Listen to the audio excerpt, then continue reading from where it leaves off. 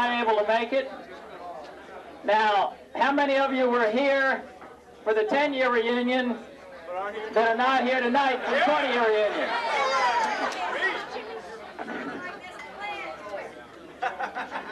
Is that right? Okay. Now, how many of you were here for the 15-year reunion? Yeah. And how many of you attended the 5-year reunion? Right, I wish y'all let me know about it. I didn't know there was one. I would have liked to have attended that one. How many of you would like to see a 25-year reunion? Okay. We'll talk a little bit about that more later tonight. Let's get through the 20-year reunion first. Anyway, I'd like to welcome you all. A lot of long hours are spent preparing this, and hopefully all of you will have an enjoyable evening. So on behalf of the reunion committee, I hope this weekend celebration will bring back some good memories and renew some old friendships and rekindle the spirit of the class of '68. We also hope this event will be an experience where you might go home with a new friend also.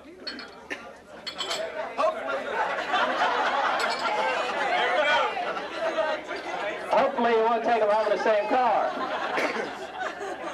Before I continue here, I'd like to introduce our guests. With us tonight we have Mrs. Stanton.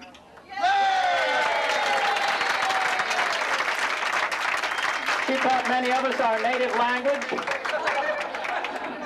teacher I ever had. And Miss McAvoy, our guidance counselor. If you two would like to stand up, we'd like to see your faces. They haven't changed a bit, have they? Now, both of you were here for the 10-year reunion, weren't you? Hey, that's great. I'm glad to see you come back. Welcome back. I hope you can make it to all our future reunions.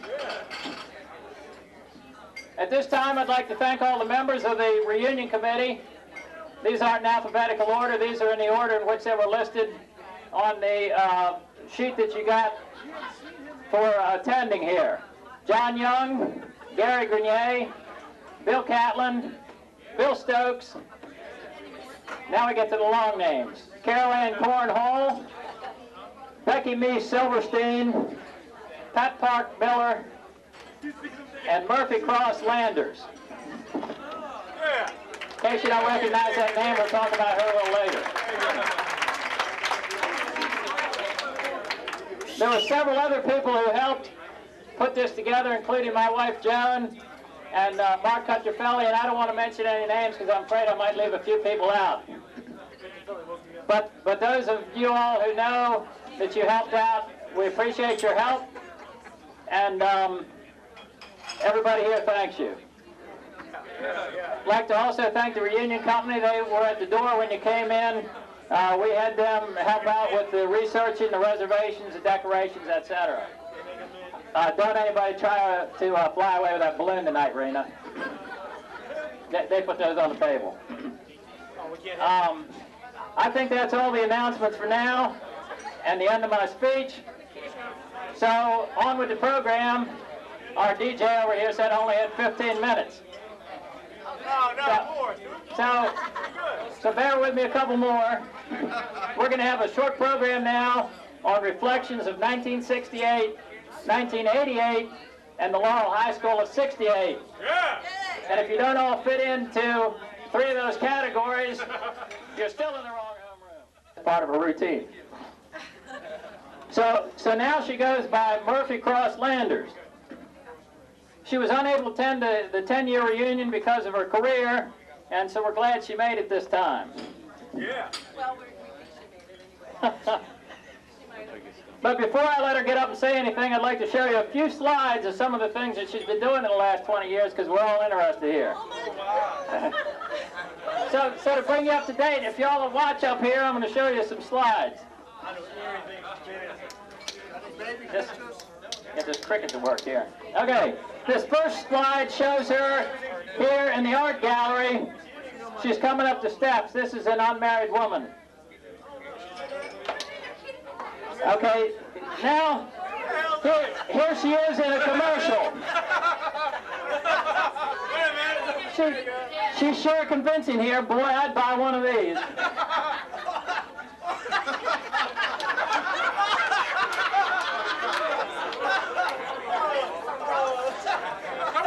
Now, here she is in Mickey and Phil. Hey, that was a good show, man. And now here she is dancing. She wanted to dance in chorus line. Do you want to give us a few steps now? That concludes the slideshow. For our 25th year reunion, we hope we can afford a projector and a screen. Maybe we'll even come up with a big screen TV, and we can show you some video clips over. John, will you get this AV club working here? His mic's going out on me. So now, I'd like to introduce Murphy Cross Landers to take you back 20 years to the year that shaped a generation, a year of wonders, and it was. Looking back, 1968 had the vibrations of earthquake about it. It was pivotal and messy and energetic and experimental. January 1968, the war in Vietnam rages on. 16,000 Americans have been killed and more than 100,000 wounded since the U.S. began its involvement in 1965. As an alternative, many burn draft cards and seek political asylum. The Tet Offensive is launched by the Viet Cong and turns American opinion decisively against the war. What the hell is going on, Walter Cronkite demands when he hears about the offensive. I thought we were winning this war. January 1968. January 1968. That's the tap. There are 78 million TV sets in the USA. Rowan and Martin's Laugh-In debuts. Vaudeville on amphetamines. We also watch Mod Squad, Batman, American Bandstand, The Outer Limits, and The Flying Nuns. January 1968, the slogan, "Sisterhood is powerful," is first used in a women's peace demonstration in Washington. March 31st, 1968, LBJ announces he will not run for president. April 4th, 1968, Reverend Martin Luther King Jr. is assassinated in Memphis. There is rioting and looting in 125 major cities. The Poor People's March on Washington is led by Ralph Abernathy. Lyndon Johnson signs the Civil Rights Act of 1968. April 23rd, Columbia students seize university buildings. There is worldwide student unrest throughout the year. Don't trust anyone over 30. Well, April 29th, Hair, the first rock musical, moves from the downtown Public Theater uptown to Broadway. Also playing on Broadway are Neil Simon's Plaza Suite, the musical George M., and the play The Great White Hope wins the Pulitzer Prize. June 6, 1968, Senator Robert F. Kennedy is assassinated. The murders of Kennedy and King leave much of America politically orphaned. Paul Simon sings, "Where have you gone, Joe DiMaggio? A nation turns its lonely eyes to you." The Yippies, the SDS, the Black Panthers, Abby Huffman, Eldridge Cleaver, H. Rap Brown, Jerry Rubin, Stokely Carmichael, Tom Hayden. A new generation of counterculture leaders is feeling its power. At the Summer Olympics in Mexico City, several black athletes give the Black Power salute from the winner's stands as the U.S. national anthem is played. They are expelled from the games. One of them, Tommy Smith, had won a gold medal for setting a world record in the 200-meter dash. He says now, "I felt I had a responsibility. It wasn't a Black Power sign. It represented strength and solidarity with all people." A few weeks before the opening of the games, there had been a bloody massacre in Mexico City where soldiers of the authoritarian Diaz regime opened fire on a crowd of some 10,000 demonstrators. That night, Army vehicles carried the bodies away. No one knows how many died. 1968, the movies we watched. Guess Who's Coming to Dinner? The Graduate. 2001, A Space Odyssey. A Lion in Winter. The Thomas Crown Affair.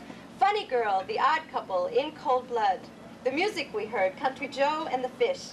Jefferson Airplane, The Grateful Dead, Steppenwolf, Marvin Gaye, Jimi Hendrix, Janis Joplin, Simon and Garfunkel, the Beatles going into their White Album phase, and Bob Dylan, The Answer, My Friend, is Blowing in the Wind. 1968, the books, Couples by John Updike, Airport by Arthur Haley, Myra Breckinridge by Gore Vidal, Electric Kool-Aid Acid Test by Tom Wolfe. Will and Ariel Durant receive the Pulitzer Prize for the Story of Civilization. John Steinbeck dies. 1968, the great Buckminster Fuller receives a gold medal from the Royal Institute of British Architects. The columns of the Parthenon in Athens are in danger of collapsing. An earthquake in Iran kills 12,000 people. In Czechoslovakia, there is a movement initiated by party leader Alexander Dubček to humanize the socialist structure and encourage greater individual discretion, kind of like Glasnost. Soviet tanks and troops stormed the nation, oust Dubček, and end what is called Prague Spring. Between August and October, some 27,000 Czech refugees enter Austria. August 1968 in Chicago, riots and police brutality marked the Democratic Convention. Hubert Humphrey wins the nomination. September, Richard Nixon, the Republican presidential candidate, says, "Sock it to me on laughing." Jackie Kennedy marries Aristotle Onassis in October, the end of Camelot. November 1968, Richard Nixon, promising to end the Vietnam War, is elected 37th President of the United States by the narrowest margin since 1912. His vice president is Spiro Agnew, former governor of Maryland. He was framed. Where is he now? Many credit George Wallace, who had launched a third-party campaign with stealing enough Democratic votes to tilt the balance. 1968, there is a light show at the Whitney Museum in New York City. Mickey Mouse celebrates his 40th birthday. The U.S. takes the Davis Tennis Cup away from Australia for the first time since 1963. The midi skirt fails to replace the mini skirt. Pantsuits are in for evening wear for us ladies. Andy Warhol is shot and wounded by an actress in one of his films. Julie Nixon weds Dwight David Eisenhower. And in the world of sports, the USC defeats Indiana to win the Rose Bowl. Peggy Fleming wins the only U.S. gold medal at the Winter Olympics. Lee Trevino defeats Jack Nicklaus to win the U.S. Open. The Detroit Tigers defeat the St. Louis Cardinals to win the World Series for the first time since 1945. The U.S. gross national product is $861 billion. On Christmas Eve of 1968, 3 American astronauts circle the moon for the first time in Apollo 8. We see a close-up of the moon on television. We see the struggling, messy Earth from a distance, and it looks beautiful. We have hope, and we know we have the power to make changes. As we view the year 1968 from a distance, it too looks beautiful. It was a year in which the psyche of America was actively seeking, sorting out, and totally rearranging its values and beliefs. We realized that we needed to be caretakers of our precious Earth, and to consciously create the world in which we desire to live. As Country Joe McDonald says, it was a year of extremes. People believed in dreams, but those dreams could turn into nightmares. It was difficult to lead a normal life. War, political upheaval. The only thing that thrived was the counterculture. But it was a good party year. By the way, in 1968 at Ballinger Buick, a fully equipped Buick Riviera cost between $3,800 to $4,200. Today it costs $25,000. Well, there you go. That's it for 1968.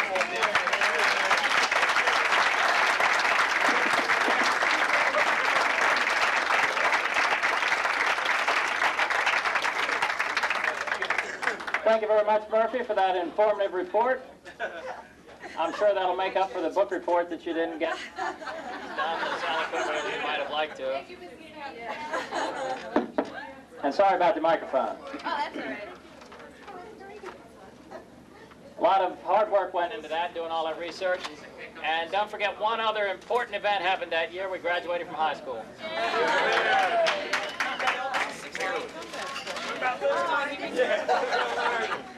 And speaking of Laurel, we have another fellow class member who's going to talk about Laurel. can't say that. Come on, boys, listen on now. I'm sorry. And he's going to tell us how Laurel has changed over the last 20 years. There's no other more qualified person to delineate this information. Is that a good word? Good mic. Then Gary Grenier.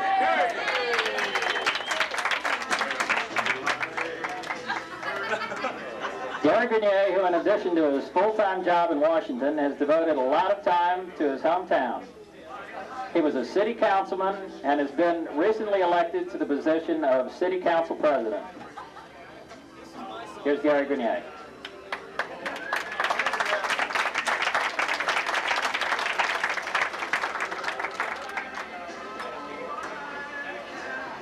Thanks, Stu. Can everybody hear me? Is this microphone working yet? It is actually now. Now? Good. Well, we tried to get Johnny Carson for tonight, but he couldn't make it. Besides that, the only area he knows is Laurel Canyon and not Laurel City. Got a campaign? Tough room, let me tell you.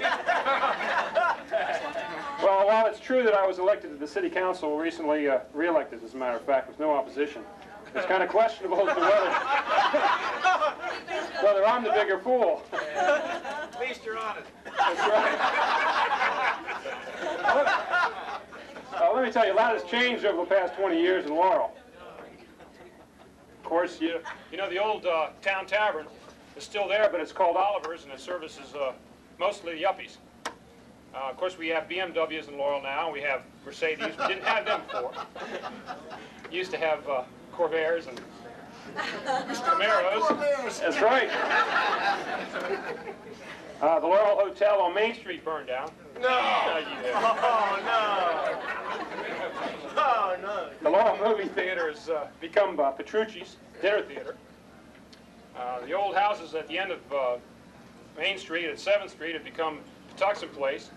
And as much as they try to make that blend into old Laurel, we still have people that think, well, those bricks just aren't old enough.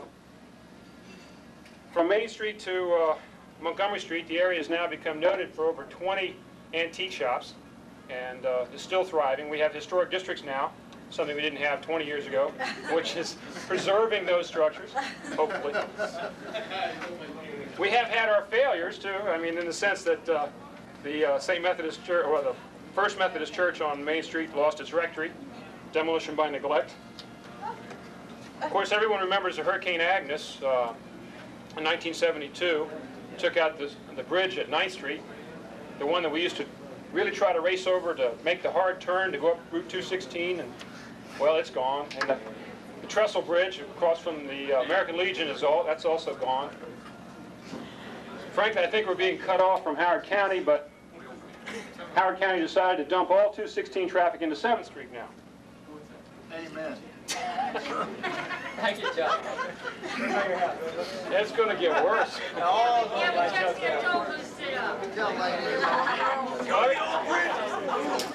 I'm sure everybody knows the shopping in Laurel's improved, right? We've got regional shopping abounding. We've got a new Laurel Mall. We've got a new Laurel Lake Shopping Center. We've got new office buildings. We've got new restaurants. I mean, we rate Bennigan's, El Chorritos. We rate Tippy's Taco. Oh, that's nice. The only one I go to, man. Bob's Big Boy, Denny's, just to name a few. Patuxent Cafe. Have you been there yet? That's new. That's good too. Good food. It's written up in the Washington Post as a top-notch restaurant. Herb's carryout still. I love that place. Now, some of the things that haven't changed, of course. I know them all, but Some things haven't changed. Cook's Hardware hasn't changed. You can still walk in there and see the original floorboard still creaking. Gavrilli's still has its soda fountain on Main Street. You can still go in and get a lunch right off their hot plate. Of course, as you came into town, if you came from out of town, the roadways have changed somewhat. Route 198's been developed into a 6-lane divided highway with new bridges over the tracks and over the river. You remember that old bridge? 2 lanes, very difficult. Potholes, rough bridge, especially at 50. Hey, Route 197, you remember that road? out winded through past Laurel Pines into South Laurel. Now it's a 6-lane divided highway. Remember Cherry Lane? Tree covered, 2 lanes. Wasn't that a wonderful street? Now it's a 6-lane divided highway with a bridge over the tracks connecting it to 197. Hey, let me tell you, the city has been growing in 20 years. But you know, while it's been growing, schools have been closing. You know, it's been said we have 2.5 kids per household. I don't know how that works. Half a kid? Well, anyway, O.W. Fair and Laurel Junior High School have closed and become business properties. Margaret Edmonston has become the annex to Laurel High School. But one of the side benefits of 20 years of growth in Laurel, not only have we annexed, but we provided new housing opportunities for a lot of people. Laurel Lakes has come into the city, 275 acres and over 1,600 homes. The Greens of Patuxent, you know, remember how you used to go out on the golf course in the middle of the night with a case of beer and set up on one of the greens? Yeah. Nobody did that, did they? Yeah, we all did. Or maybe skinny dip in the pool at the Pines? Never did that, did we? We always did. Well, that pool's gone, and the greens have been moved closer to the river. So you got to walk farther. Plus, you've got to go past a lot of homes. But so I guess to boil down some of all these growth memories, the city population has grown from 10,000 to over 16,500. The city has grown in houses from 3,800 to over 7,500. We've grown in business acreage from over 96 to 281 acres of business. And the city assessable base, that's its net worth, has grown from 37 million to over 263 million property. And we've gone from 1,300 acres of a small town to 2,100 acres of a relatively moderate-sized city, where we're going places. Let me tell you. Are you telling us this is the good stuff? Yeah. You like that? Well, one of the dreams that I think we had in '68 was to be able to graduate, perhaps go to college, perhaps not, but to get a job and live in Laurel.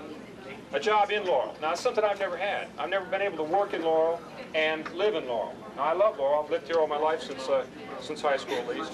And I've never had a job here. Now, it's one of the things that's changing. It's one of the things in this area that's changing. Well, I talked about some of the growth factors over the last 20 years that have happened in Laurel. The significant growth, and I mean significant growth in the sense of thousands of acres of growth in housing and changed roads and changes, period, have happened in the counties, the 4 counties. I'm sure that what I've tried to give you tonight is jogged some memories of how things used to be, and I'm sure that you've gotten a feel for, and we'll probably be discussing all the things that have changed, things like what happened to Academy Ford, or what happened to Ballinger Buick. It's still there. Matter of fact, it's growing. things like what happened to some of the older established shops on Main Street, like Poland's and the furniture stores in town that have changed. But those memories are things that are going to be constantly changing in any town you visit. So bear it in mind. That's true. And remember that we are living in the fastest growing county in the fastest growing quarter in the country, and have been for the past 3 years. So enjoy it. Oh, one other side memory. In 1968, a house in Fairlawn with $150 down plus settlement costs cost $14,500. I sure wish I'd bought that house. Thank you.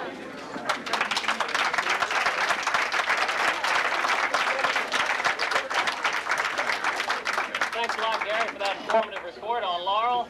And you mentioned the county. Yes. All right. More than one take. All right. You ready? Where we start? Okay. Go ahead. Give us your name, please. Hi, my name is Carol Ann Corn Hall, and I'm presently a legal secretary at Aaron Fox in Washington, D.C. I'm starting my 7th year there. Any children? I have 2 children. Michelle is 12 and a half, and Stephen is 8 and a half. And you are? Hi, I'm Gary Grenier. And what do you do now, Gary? I work for the Bureau of National Affairs. It's a private publishing house in Washington, D.C. And?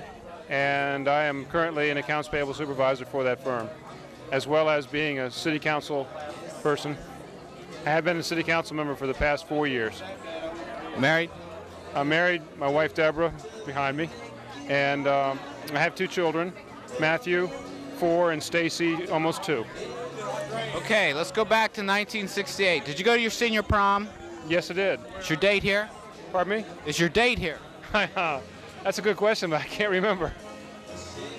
Must have been a good time, huh? I had a very good time. Did you go to the prom? I did. I went. My date was Carl Steinhauser, a family friend, and it was wonderful. My boyfriend at the time was in Vietnam. Where did you hang out on Friday and Saturday nights? At home. I wasn't allowed out very often. Gary, where'd you hang out? Friday and Saturday nights? Where was the hangout here in Laurel for the high school students? Well, actually, there were probably a couple of them. The first one would have to be the old McDonald's at what is now Tasty Freeze. And the second one probably was more into Howard County and more into Anne Arundel County, actually closer to the starting gate, the Burger King. Okay. Anybody not show up tonight that you were hoping to see you'd like to say something to? No, actually, I was very pleased with tonight's turnout. I saw people I didn't expect to see, and some old friends and some old acquaintances that I was looking forward to seeing. Doug Horn was here, and Bill Catlin came. We had some good times together. Carol, anybody not show up tonight that you were hoping to see that you'd like to say something to? Yes, there was one, Dana Chambers, and I tried really hard to locate her, but I haven't heard from her, so I wish she was here. She was my closest and dearest friend. Gary, where did you go parking in this town? Pardon me? Where did you go parking? Oh, we had a couple of good places to go. Being really candid about it, we would go out to Laurel Pines and pull off probably before the Pines and walk onto the golf course. The other places are now, one of them is now developed, but on Sandy Spring Road into the Prince George's County area, there were some pretty deserted areas that we used, and of course, Rocky Gorge and Supplee, wonderful areas. You ever get caught? No. You remember what kind of wheels you drove? Yes, as a matter of fact, a '66 Chrysler, and after that a 1969 Plymouth. Carol, I know you said you stayed home most of the time, but wasn't there 1 or 2 favorite spots around here? There was. I used to park behind Montgomery Ward. I believe that's 4th Street. And we used to go to the Stone Quarry, which is behind the hospital. It's great. Never got caught. Never got caught. Okay. 67, 68, turbulent time in the country. What effect, if any, did it have on you as students and in the school? I'm talking about the assassinations, the war. Did it have much? Well, I think for the most part, it was difficult enough for us to figure out what we wanted to do with our lives when the conventional role models that we were depending on for guidance were either being killed or being questioned. It was very difficult for us to decide what we wanted to do, and probably took most of us longer. As I mentioned before, my boyfriend was in Vietnam, and so was my father. So it was a time of trouble and concern, and that's really what we focused on. You didn't know where you wanted to go to school, what was ahead. So we just lived day by day. Any most memorable moment from your senior year?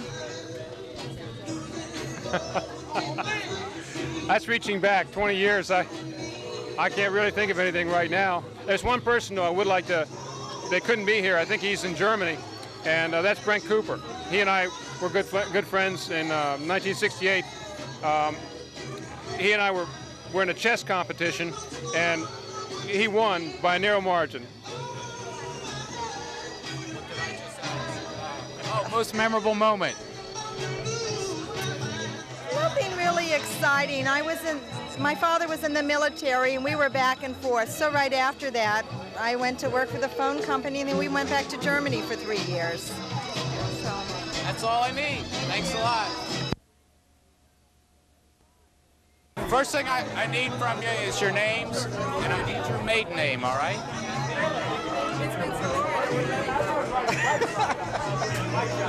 Okay. All right, I need your name. My name, Dave Mitchell. Steve Meredith. Sue Richter Meredith. Dave, what do you do now? I'm Deputy Chief of Police with Prince George's County. Are you married? Yes, as a matter of fact, my lovely bride, Jeannie, is sitting right behind me. Any children?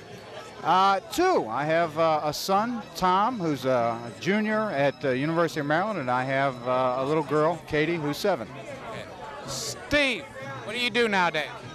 I have a parts store in Laurel, automotive parts store. You are married? Yes, to Sue. And you guys just got the award for being married the longest, right? Right. Did you take Sue to the senior prom? Yes. You remember where you went to eat, either before or after, or whatever you did? Yeah. Dino's. Laurel Diner. No, it was Dino's in Jessup. Yeah. You remember what kind of wheels she drove? Yeah, I had a 56 Chevy. Before it was stolen. Any children? Yeah, 1. He's he'll be 19 in November. Where did you guys normally hang out on Friday and Saturday nights? McDonald's. Before or after I took her home? McDonald's. The Laurel We Wash. Laurel what? The Laurel We Wash. The Laurel We Wash it, yeah. That's good, that's good. Where was your favorite parking spot in town? And I don't mean just to park the car. Favorite parking spot? And not just to park the car. Oh, absolutely, the yard down at Roadway Express. Okay, Steve and Sue, where'd you guys hang out? We didn't hang out. At home. We went to my house. You guys never went parking? Yeah, once.